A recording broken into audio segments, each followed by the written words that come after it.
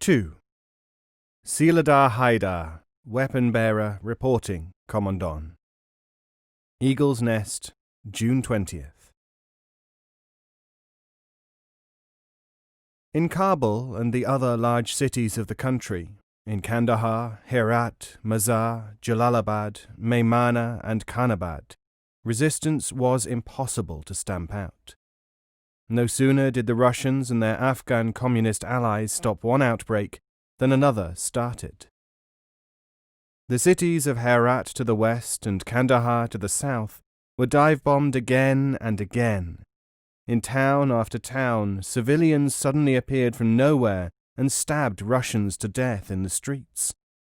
Women rushed up to off-duty soldiers and threw their arms around them, blowing both of them to shreds with hand grenades. Some of these very same bombs had been sold to the Afghans by Russian infantrymen, or exchanged for hashish, for which they were developing a marked taste. Russian deserters who got out of Afghanistan told the world's television audiences that the Red Army now compelled them to sign a paper saying that, if captured, they would kill themselves. In the event, none did.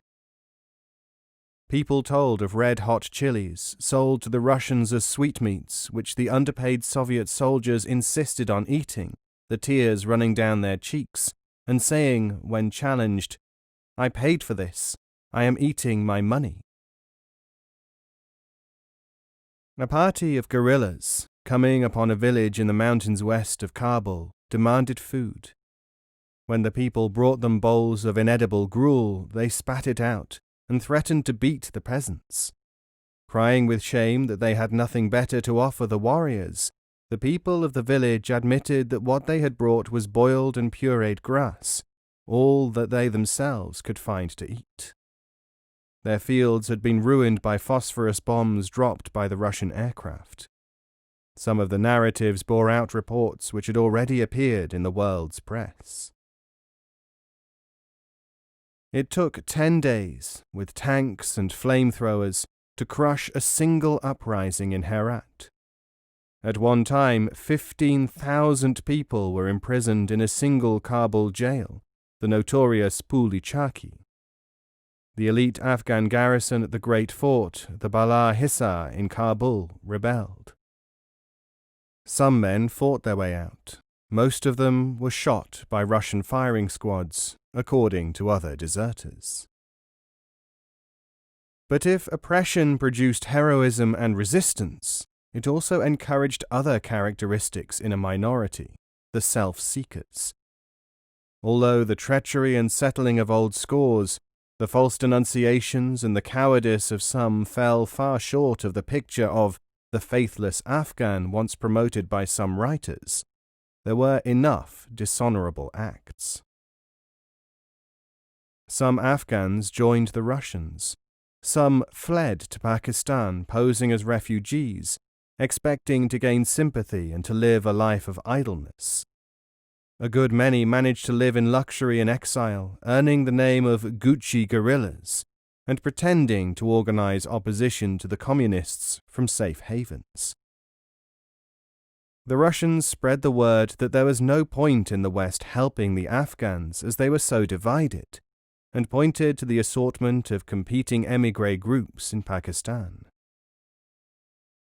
A great deal of information about the world reaction to the Russian invasion continued to filter back to the Afghans, through smuggled letters, returning fighters, radio broadcasts, and through blundering admissions by the Red Afghan regime's press. Afghans all over the world did what little they could to alert foreign opinion, but the fact that the Afghans were fighting back seemed to have an adverse effect on world sympathy. People, it seemed, felt that the Afghans were managing to hold their own, needed no outside help. As one hostage put it, if we had been totally helpless, the outside world would have been stirred more deeply, I believe. Listening to the overseas broadcasts, we hear how heroic we are. Nobody asks where we can get the arms. Afghans demonstrated in front of Afghan and Soviet embassies in Washington and Tehran, in Paris and in New Delhi.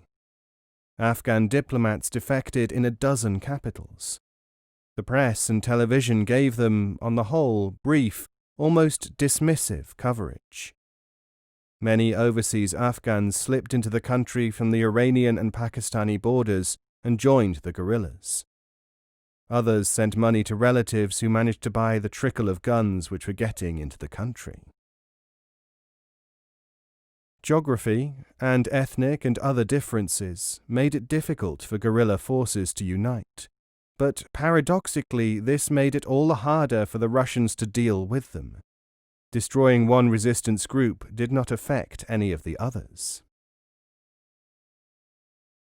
The resistance owed much of its strength to Afghan army desertions. No less than 70,000 men, 3/4 of the army, were with the patriots in the mountains. Most took their weapons with them. As the stories unfolded, some of them at enormous length, the line of people waiting to be questioned pressed forward, as if by this action they could hasten the process. One man, however, sat silently aside, as if wrapped in thought, waiting his turn but yet refusing to stand in line, speaking to nobody. When his turn came, he was seen to be a rugged-looking northerner who spoke Persian with the accent of the people of the Oxus, and held himself as if he had been accustomed to authority. He had been picked up by the Russians the previous day for having no papers, and was awaiting interrogation when he was released by the attack on the Pagman castle. "Sir, I have waited until you saw the others because I have a special message for the eagle, and I can give it to no other." The colonel could not shake the man's resolve. Adam came in response to his call. "If it is an operational matter," the eagle was becoming quite professional, "you should have seen someone about it at once. Who are you?" "I am Shahdar, Mayor Haidar, weapon-bearer to the lords of Shakala near the Russian frontier. I bring news of my lord, the Noyon Juma, who is dead, a martyr. He died fighting the Russians and killed many, blowing up a helicopter." "Welcome, Silahdar," Adam bowed, hand on heart. He knew how rank-conscious the descendants of the ancient Mongols were. "You have honored us, and what is your message?" Haidar sat down on the seat indicated by the eagle. "Commander, the treasures of Afghanistan are being taken to Russia. Large quantities of the rubies of Badakhshan and of the lapis lazuli of Jurm, and emeralds and gold, too, have been collected near the port of Kizilkala. They are then transported to the Soviet Union across the Oxus River on the gunboat Jihun. There is talk, too, of a great treasure which has been found and which will go by the same route." The eagle raised an eyebrow. "And the message?" "My lord Juma had heard of you. He wanted to capture or destroy the treasures, to deny them to the Russians. To do this, he needed the help of a great commander and a group like yours. There is much confusion in the north. We are either untrained, or else the roaming bands are not to be trusted. He sent me to you to say that the treasure, if we got it, could be used to buy arms. We had only one rifle and a few old guns at Shakala, and these were shared by the experienced fighters." This information matched something that the Eagle's agents had reported from Kabul. General Kurillian, a high-ranking KGB officer, had been murdered by his woman servant, and some important papers relating to the transfer of treasure to Russia had disappeared. Could they be connected to the Oxus horde? "General Kurillian," he said, half aloud, "had some papers dealing with an Afghan treasure." "Aghai Kara Kush, Mr. Eagle." It was the old woman, Karima, who had come here in a long detour, all the way from Jalalabad after getting away from Kabul. She was now the chief housekeeper at the caves. May I say something? He motioned her to put down the tea tray she was holding and spoke kindly enough, although he was thinking about the treasure and did not relish the interruption. Sir, I wonder if the papers of General Carillion which I gave you when I came here might have something to do with what you were talking about. She hadn't mentioned Carillion's name to the guerrillas in the caves before. But weren't those just some papers of yours given to us for safekeeping? No, sir. They were papers belonging to General Carillion. They were in front of him on the table the day I finished him. You see, Mr. Zoltan always said... So one of the men whom Karima had killed was Carillion himself. And his papers, the missing documents, were... The eagle was already on his feet and running from the cave into the storehouse. He found a mound of documents of all kinds, anything but well organized by Zelikov, who should have filed them. Within 3 minutes, knowing things by sight rather than by content, as is the way with people who look rather than read, Karima had found the sheaf of documents. These are the ones, sir. They were, of course, in Russian. Who could translate them? Azambai the Turkestani was away on a scouting mission. Zelikov was hopeless for anything more than simple interpreting. The Eagle sent Kasim to find out if anyone among the new arrivals was thoroughly versed in Russian. Try to find someone educated, Kasim. In 4 or 5 minutes he was back, followed by a tall, slim girl dressed in jeans, battle top and cartridge belt. I know Russian very well, Commander. He looked at her, half absently, wondering whether she really did know Russian, whether the papers did really contain anything of value. Then she said, in English, "Do I call you Eagle, or since we know each other, could it be Adam Durrani?" She held out her hand, quite formally, as if to show the degree of familiarity that she expected. Adam stared at her and tried to say something, and somehow the words he knew would be all wrong. "You're..." Nur Sharifi said, "There is an old fairy story where the witch says, 'If you don't know my name, you can call me Grandma.'" Nur. That had been her favourite fairy tale. Then they just stood there, clasping hands and laughing until the tears rolled down their cheeks, so that they could not even see each other. "Nur Sharifi," Adam said. Karima said, "If this is the daughter of the great Silahdar Sharifi, I'll get some fresh tea." She bustled off to change into a clean apron. In fact, the tea she had already brought was still perfectly good. Nur started to work on the Russian documents. According to General Carillion's secret papers, Afghan now owed the Soviet Union no less than $1 billion for military aid in the war against the guerrillas and for general policing. $1 million a week had been allocated for the Kabul government, since little was being collected from taxes and other revenues were almost non-existent.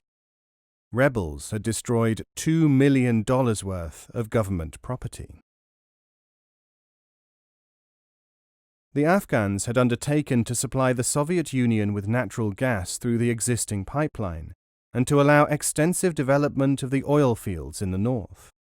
Sheep and cattle, hides and skins, rugs and carpets would also go to the Soviet Union to offset the debt. Rich in minerals, the country would also send tin, copper, chromite, zinc, lead and manganese, even salt, in fraternal assistance contributions. As the world's only source of the semi-precious stone lapis lazuli, Afghanistan would give the entire production, some 3 tons a year, to the Russians. The rubies from the famous Jagdalak mines were also part of the contract. It was estimated by the Russians that the treasures from archaeological sites, the lapis lazuli and the rubies, when marketed abroad, would fetch about $10 billion. The Russians were getting a good bargain. This despoiling of the country had become General Karelian's job because, interestingly enough, the whole enterprise came under the KGB. This is obviously too devious a matter to leave to the internal affairs ministries of the USSR, said the Eagle as Noor translated the documents to him. And it also helps to destroy the Afghan economy. Hold on, said Noor. There's much more. Look at this. The KGB is legally responsible for all precious jewels and metals in the USSR. Because of the special nature of the Afghan materials, however, their handling will come under Halzun Janmegometov, head of the second main directorate of the KGB. She stopped. I can see that the secret police should be looking after Russia's gold reserves and other precious metals as a matter of security, said Kasim. But what is this second main directorate? And why should they care about artifacts and things like that? Noor leafed through the papers. Here is something that might connect with it. She read out. Extensive activity throughout the world by the organisms established by the Second Directorate have made it possible to obtain significant amounts of valuta, foreign currency, by the judicious placing of works of art. There is a large collector's market in the capitalist world for such things as the jeweled artifacts found in Afghanistan, while the price of lapis lazuli, a precious stone, may be controlled and encouraged upwards by a monopoly of it. Pakistan is to become a major source of ancient artifacts. Adam could not help smiling. A capitalist monopoly of the treasures of ancient kings operated by the Kremlin. So the Russians were selling collectors' items worldwide through the KGB. Afghanistan was certainly one of the world's great storehouses of such things, as the French, Italian, and other archaeological missions had discovered and reported. He stopped smiling. It would not be easy, might well be impossible, to prevent this rape of the country's wealth and heritage. Noor had stopped reading aloud and was scanning yet another document. Adam began to turn over possibilities in his mind. My father! Adam jumped from his seat at the girl's cry, unable for a moment to understand what she meant. He and Kasim stared at Noor, while she, in turn, face almost bloodless, stared at the paper in her hand. What is it? Adam, this is about my father. It says, Engineer, formerly Sirdar Akbar Sharifi, of the Kajakai Electrical Generating Complex, Afghanistan, is working closely with the Soviet authorities. Through his instrumentation, the treasure hoard known as the Gold of Ahmad Shah was made available to us. She looked wildly at the two men. Working with them? Then they were right when they told me he was a traitor. Adam and Kasim looked uncomfortably at one another. What was one to say? Adam said, Look, Noor, your father is my friend. We need not believe any of this unless we hear it from him. Forget about that. What about the gold? It says, she went on dully, a first consignment of ancient gold coins, worth in melting value as bullion some $28 million, but perhaps 10 to 30 times that much in collector value, is to be held at Kizil Kala on the Oxus to await transfer to the USSR. Kasim clapped his hand to his head. The gold of Ahmad Shah! That's the treasure that everyone has been looking for since the sack of Delhi 200 years ago. People say it's worth billions. How did he find it? Why did he tell the Russians? Can this be true? I think it is true, said Adam. The first Afghan king of modern times, who looted both the Peacock Throne and the Koh-i-Noor diamond, the Mountain of Light, now among the British crown jewels, had a vast treasure which he captured from the Persians. Noor said, At least I know where my father is. He's at Kajakai. But if he's gone over to the Russians, there is nothing more to be said." They studied the papers for hours. Karelian certainly had been efficient. There were details of the gunboat Jihun to be used in the transfer, of the unit of border troops which would protect it and its disposition, and of the likely date when the accumulated treasure with a guard from Moscow would be moved. The date was 6 weeks off. "We must go and investigate, you know," Adam said, when they had made a written summary of all the information. "This even tells us exactly where the treasures will be kept, and which unit will guard them." But Kasim was more cautious. Supposing, after losing the papers, the whole plan has been changed. After all, they may know that we have them. "We have no means of knowing that," said Adam, "but I'm ready to try anyway." Adam sent word to Afghan contacts in the Secret Service, asking if there was any news about General Karelian's papers. The answer, brought by courier within 3 hours, was a huge bonus. It was a photocopy of a telex message, before encoding, from Kabul KGB residency to Moscow center.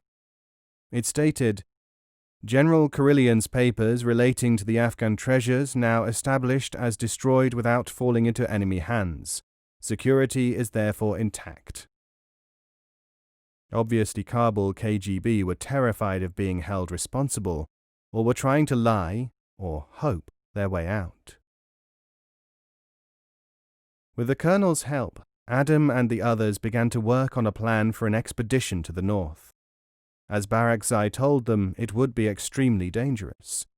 Nobody could travel to Turkestan by the only good road system, for this was the main means of entry and exit for the Soviet forces. Also, it went through the Salang Tunnel, carefully controlled and patrolled for fear of sabotage. "We have no good maps and never have had in this country. The Russians have some, as they have carried out a complete aerial survey of Turkestan. These maps haven't been generally issued even to the Red Army, though, so we can't hope to get hold of one. Then we have to remember that the overland route is across some really tough mountains. In places there are ravines, elsewhere only goat tracks, so we couldn't use vehicles. Getting over mountain passes at 10,000 feet is no joke. Furthermore, we have no friends at the other side," said Adam. Shahidar Haidar was on his feet at once. "We have all of Turkestan on our side if we can get in touch with the guerrillas. There are the wolves, Turks who have been fighting since long before the Russians invaded. They declared war on the communists after the original coup years ago. And I have heard of many army deserters there, most of them originating in Turkestan, who are fighting very well." "That's true, Shahidar, but we still have to contact them." Adam could see that there were more problems than he had thought. "Remember," Haidar said, "I have just covered that exact route. I came across the Hindu Kush alone, so I know that it can be done. It was difficult, but there are people in the mountains to help, and food can be had. There are fertile valleys. There are few Russians at ground level. They mostly patrol the region from the air, and not very frequently at that. You have a guide, at least, in me." The colonel said, "There are, in fact, 10 ancient caravan routes through Kohistan to the north. That is, after we get over the Pagman Mountains just beyond here. We can take the Gorband instead of the Charakar road, and this will avoid the main highway. That means following deep riverbeds for the most part, as these run through the valleys, of course." "If we ever manage that," said Adam, "would that not bring us out too far to the northwest? We want to emerge directly north or northeast of here." "No," the colonel was positive. "I have flown over that area. Once you have got across the Pagman Mountains into Kohistan, you can use one of the 10 caravan trails. You can work your way straight north, or anywhere you want to go." Adam asked, What sort of heights would we be travelling at?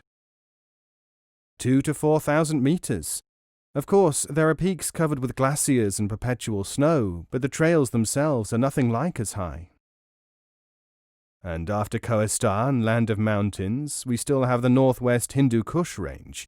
How do we get through that? Adam wanted to know. That's the least of our troubles.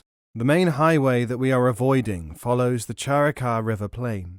We do the same, but keep out of sight of the arterial road itself. And in that area we are sure of local help and advice. By the time we get to somewhere north of Doshi, we'll be in the river area heading north.